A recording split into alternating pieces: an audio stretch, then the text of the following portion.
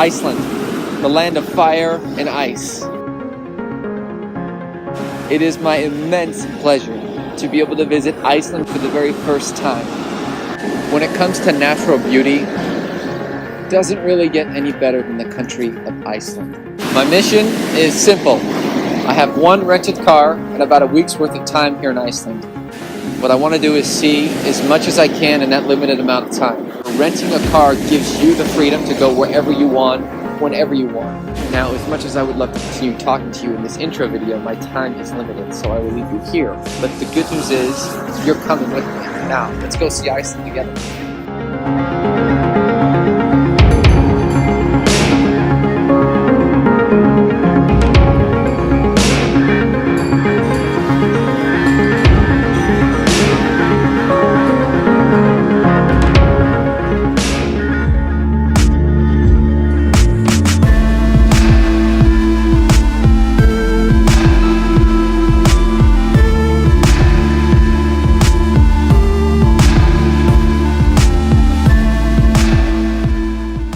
To hiking and trekking, Iceland just might do it better than any other place on earth. At the very top of the list when it comes to hiking in Iceland is the Laugavegur trek.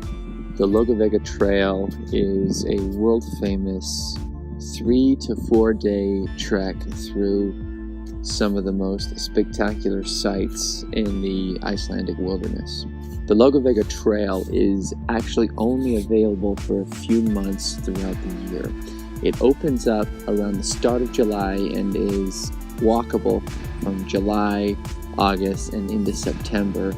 The starting point of the Laugavegur trail is a place called Landmannalaugar. They also call this place Tent City, since when you get here by bus, you'll see all these tents propped up right at the beginning of the Laugavegur trail.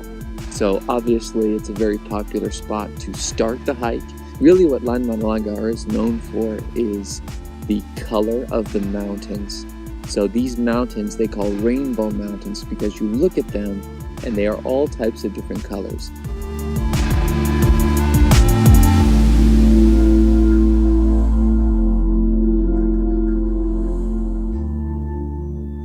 There's actually a pretty prominent peak, a high mountain called Mount Blanjukur, or the Blue Peak. You can go to the very top of the Blue Peak, which is a pretty serious hike, and get a terrific view.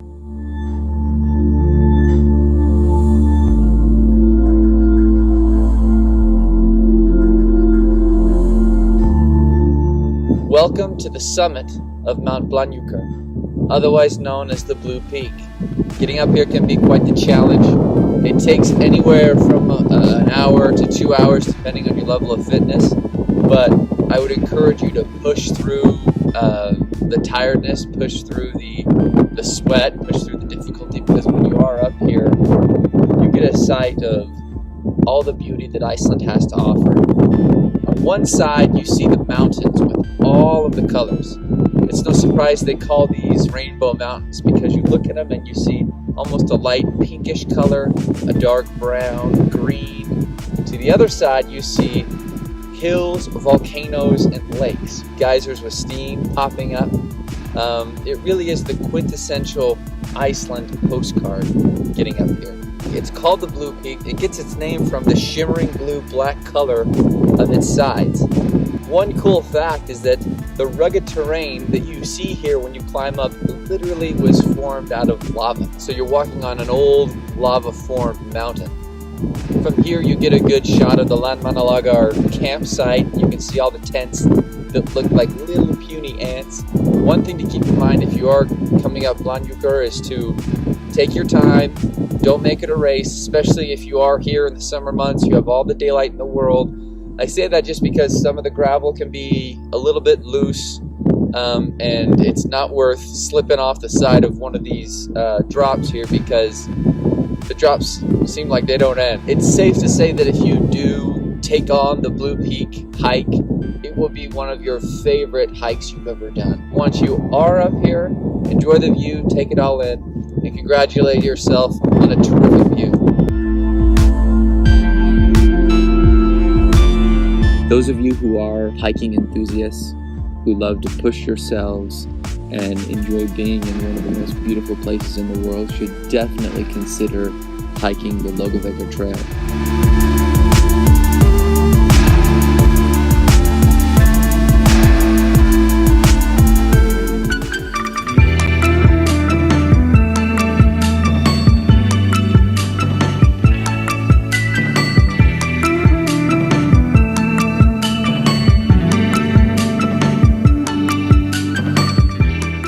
Looking at is the photographed mountain in all of Iceland. Kirkjufell is this towering peak right off the side of the highway. If you're at this part of western Iceland, it's impossible to miss. Next to Kirkjufell is actually Kirkjufellsfoss, which is this three-tiered waterfall that is just gorgeous. On the opposite side of the waterfall is where you can take that really well-known shot of the waterfall on one side and the mountain on the other. Where we are now is just around this lake, just about a 5-10 minute walk from where the waterfalls are at the Kirkjufell entrance. So it's relatively close enough for a day trip. And if you are going to Reykjavik, certainly put this on your itinerary, even though it is a few hours away. You see just how gorgeous it is and how isolated this peak is. It's something kind of straight out of a Disney park or a Disney story. It really is beautiful, and you can spend as much time here at the lake, at the waterfall, and certainly enjoy the scenery.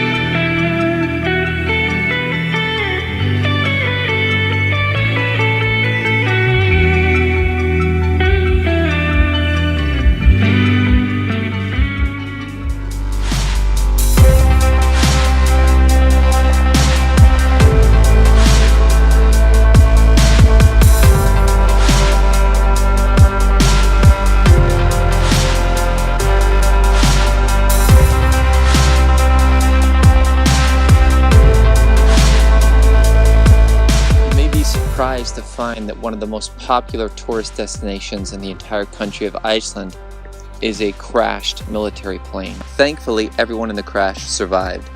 The result of the crash was just a pilot error. The pilot switched to the wrong fuel tank, downing the plane. The result we have of the crash is a pretty amazing sight. You have this large silver United States military plane contrasted against this black sand beach of Iceland. It makes for a really interesting and unique picture, and if you want to come and see this site, there's a small little parking lot right on the edge of the highway.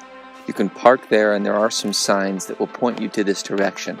It's about a 1-hour walk if you're walking at a pretty good pace to get out here, so you want to make sure you have enough food, supplies, and certainly camera equipment if you want to come and photograph this thing. Going inside is pretty cool. There's not much there. There's pretty much just the main shell or the main body of the plane. Obviously all the wings are gone, but going inside and going around it gives you a good idea of what happened or what the crash was like. If you are in the area, make sure you pass by and see Sólheimasandar. The plane is a really cool sight. It gives you an interesting perspective and it makes for a wonderful picture.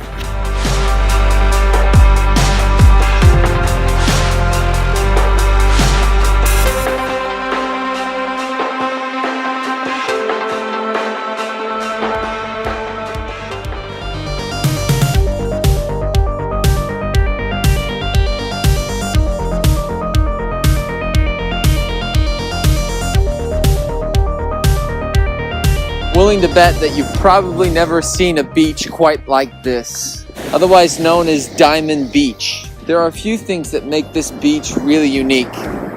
First of which is the sand. We're on a very fine black sand.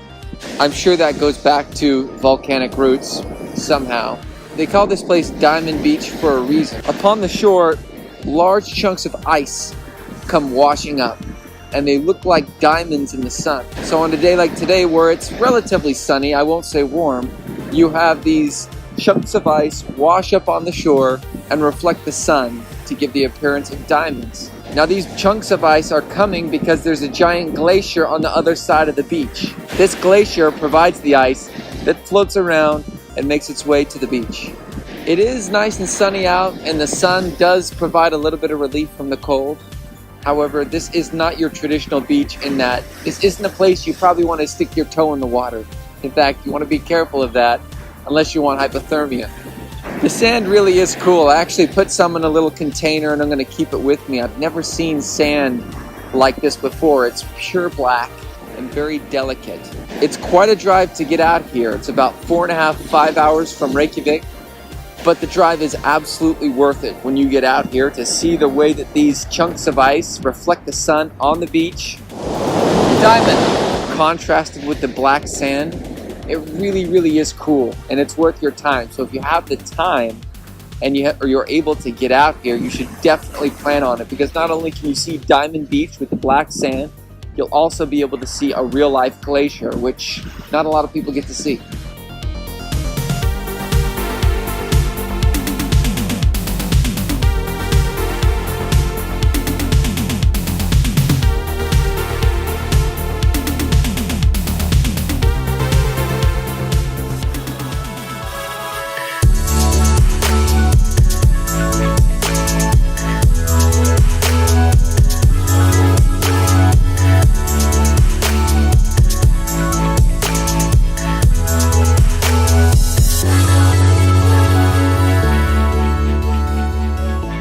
We're in front of Gullfoss, one of the most famous spots in all of Iceland and a premier attraction on Iceland's Golden Circle. Goes without saying that this waterfall has some serious firepower. In fact, so much so that early in the 20th century, it was considered using this waterfall as a power resource. There was speculation about harnessing so much power from this waterfall that it could eventually generate electricity. Gullfoss is a waterfall that cascades in 2 stages.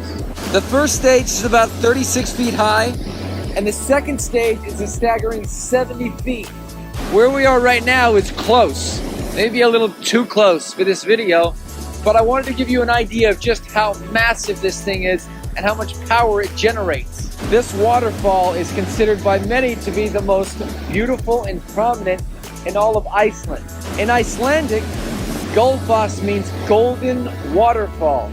It was given that name because when you look at the waterfall in the sun, it has a golden tinge to it. If you are making this stop on your Golden Circle trip to Reykjavik, make sure to come and get as close as you can. Be warned, however, the closer you come, the more wet you will get. The runoff from the water splashes often the people who are here watching. So long as you stay back from before the waves, you'll be okay. But just get ready to have yourself and possibly your camera equipment get a little bit wet. But trust me, it's worth it. This waterfall is beyond cool. So please come here and just appreciate how powerful and really how awesome this place is.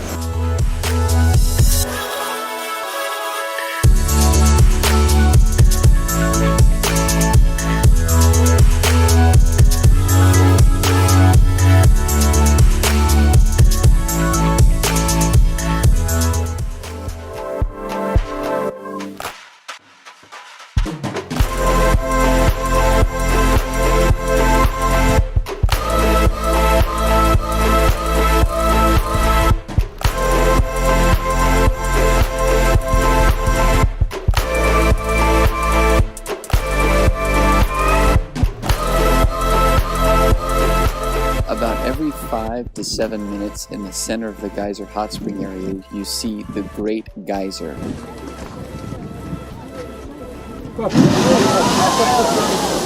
Now this is a very large geyser that shoots boiling water up in the sky about 100 feet. If you go to the fountain shows at Las Vegas or Dubai, this is essentially nature's version of that. And when you get nice and close to these hot springs, you can feel the heat as the steam comes off the boiling water.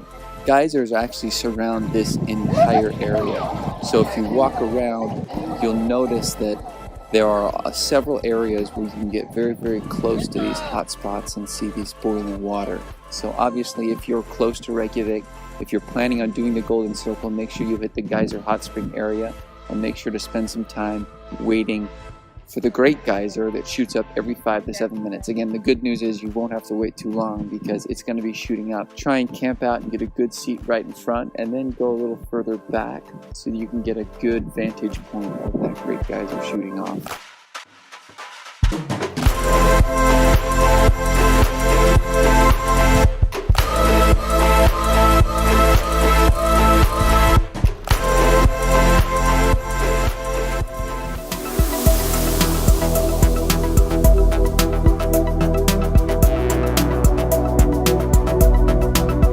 If it's not on your list already, be sure to put Salientfoss as one of the go-to waterfalls to visit. What makes this waterfall so unique is that you can go behind it. Having a path that you can hike, run beyond the curtain of the waterfall gives you that really unique perspective that you don't see really anywhere else. When you come here to visit Salientfoss, just be prepared to get wet. Obviously, being this close to a waterfall, you're going to get a little bit of water on you, especially if the wind blows. Salientfoss is a terrific location and one you should definitely put on your list. In a country with so many terrific waterfalls, it's hard to find one that's so unique, and yet we have.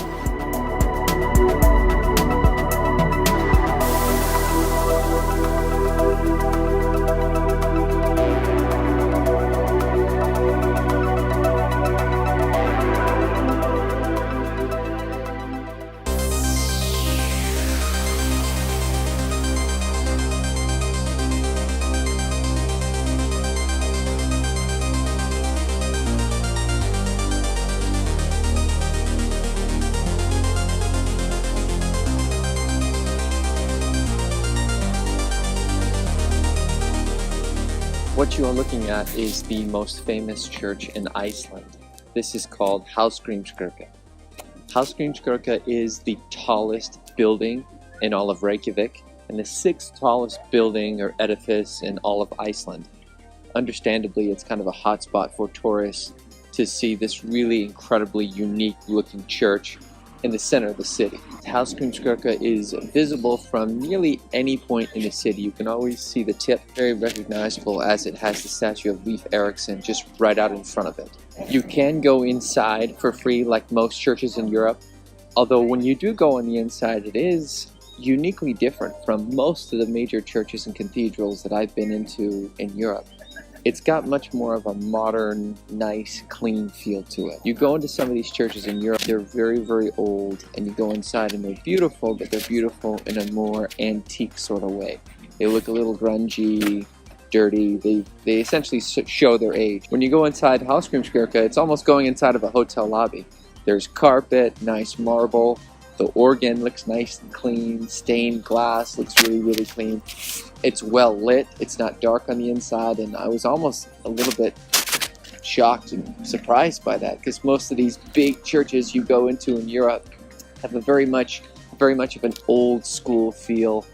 Going inside is well worth it. It is open to the public, so you can go in. Just make sure you're respectful, that you're not talking very loudly, you're not snapping pictures with your flash on, and you can stay as long as you like, or as long as the church is open. It was designed by the state architect Guðjón Samúelsson in 1937. The church itself was named after one of the most famous poets in Iceland, Hallgrímur Pétursson. And really the design was meant to encompass Icelandic nature. That's what kind of went into the design. You can kind of see it seemed like it's almost like cut out of ice or cut out of stone. One common misconception about the church is that it's often confused or labeled the Cathedral of Reykjavik. It is not. The Cathedral of Reykjavik is actually in a different spot. This is just probably the most well-known church if you are in Reykjavik.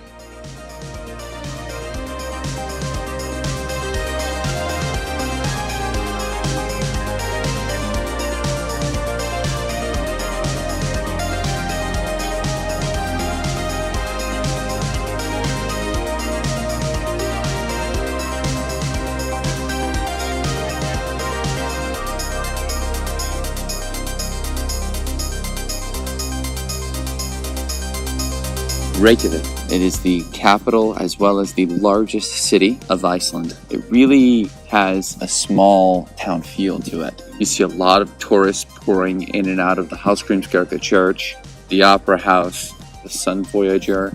It's clean, it's safe. Overall, it's a very wonderful, charming city. Reykjavik is definitely a city worth exploring. It's most likely that if you come to Iceland, you'll be spending at least some time here. I would recommend that you explore the Hallgrímskirkja Church, the Opera House, the Sun Voyager, Laugavegur Street. These are areas all within 5 to 10 minutes of each other by foot. You never really get that big city hustle and bustle feel, even in the capital, a city with over 100,000 people.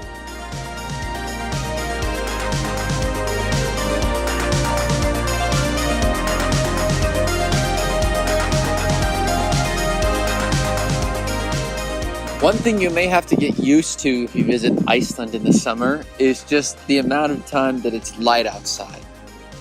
Right now, it's just past 11 o'clock at night. That's right, 11 o'clock at night. This can allow you to see several different sites in the city because you have so much daylight. So make use of it. Conversely, the opposite is true in the wintertime. If you're coming to Iceland, then get ready for some pretty short days and a lot of winter darkness. Honestly, it makes photographing things at night a little tricky, which isn't my favorite. I like getting some good night shots. Since it's never night, sometimes that's hard, but the daylight makes it worth it.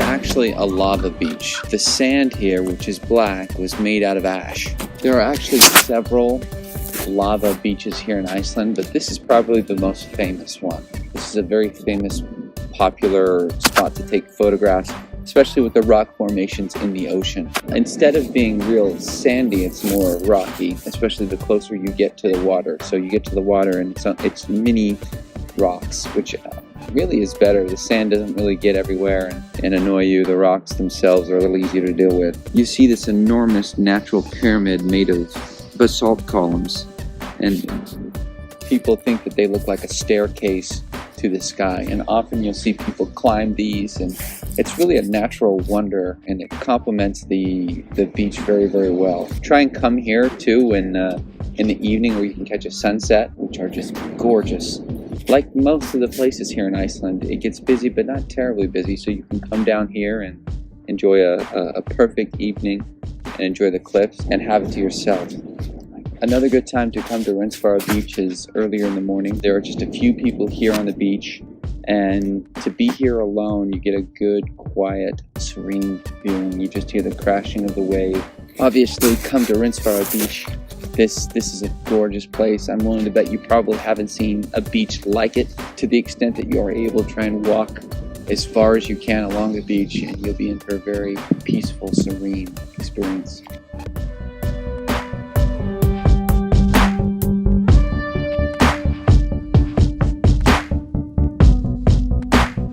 There are some pretty cool tall tales associated with Reynisfjara Beach. For example, the famous columns that you see when you first get out on the beach. Legend has it that these large basalt columns were once trolls trying to pull ships from the ocean onto shore. However, according to legend, the trolls went out too late, dawn broke, and the trolls were turned into stone. So aside from having beautiful beaches and just organic natural beauty, there are also tall tales and legend associated with the beach that makes it all the more interesting. So the closest village to Reynisfjara Beach is a city called Vík. Vík is just a small fishing village. However, there are some terrific hotels and restaurants, and it makes for a great spot to stop at if you do have the intention of viewing and coming to see the beach. When you come here in the evening, you get some great shots of the sun setting against the rock. Like a lot of the major sites here in Iceland, Reynisfjara Beach is not very far away from Reykjavik. If you're renting a car, it shouldn't take you longer than about 2 hours to get out here. And when you are out here, take your time, enjoy it, walk the length of the beach, and take in what is one of the most unique beaches in the world.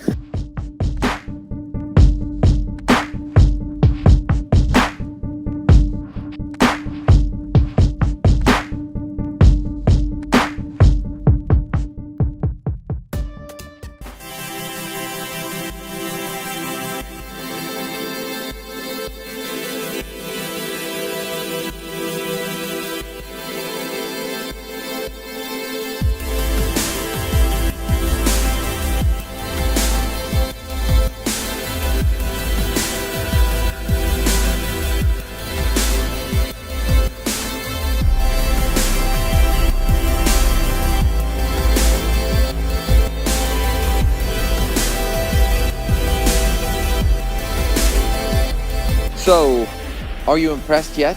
Welcome to Skogafoss, the crown jewel when it comes to waterfalls in Iceland. Skogafoss is 200 feet high and a towering presence as you're driving by the small village of Skogar. Now, Skogar is just about an hour or so out from Reykjavik, so doing Skogafoss in a day is totally doable. Skogafoss is also the end point of the Laugavegur Trail. You'll see a lot of people starting their hike here or ending their hike here, depending on the direction. Like Gullfoss, Skogafoss is incredibly powerful.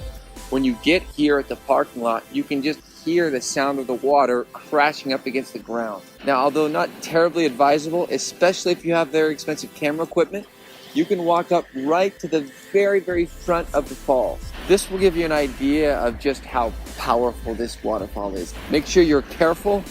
You will get wet, as will your equipment, but it will be a very, very cool experience. Just to the side of the falls is a trail that leads up. Now, this trail will take you the opposite direction of the Laugavegur Trail.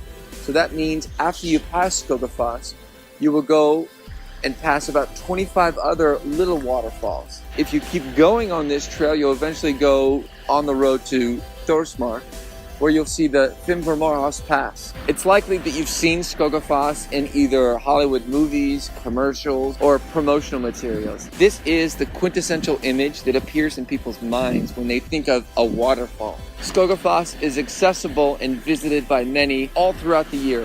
You can even come here during the winter time. It is a lot more cold and slippery, but still nonetheless very, very beautiful. If you have an affinity for waterfalls, or if you just want to see an awesome and terrific spectacle, you must come visit Skogafoss. As beautiful as it looks in pictures, they do not do the real thing justice. You will be mesmerized, you will love it. So make sure you put it on your list. Do not miss it. Make sure you bring your poncho.